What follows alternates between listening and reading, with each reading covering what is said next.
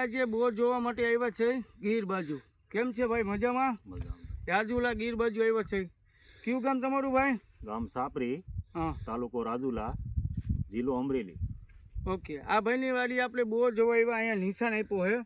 આ ભાઈને 500 ફૂટ બોર કરવાનો છે. 500 પછી ઊંડું આવે ખારું પાણી આવવાની શક્યતા છે.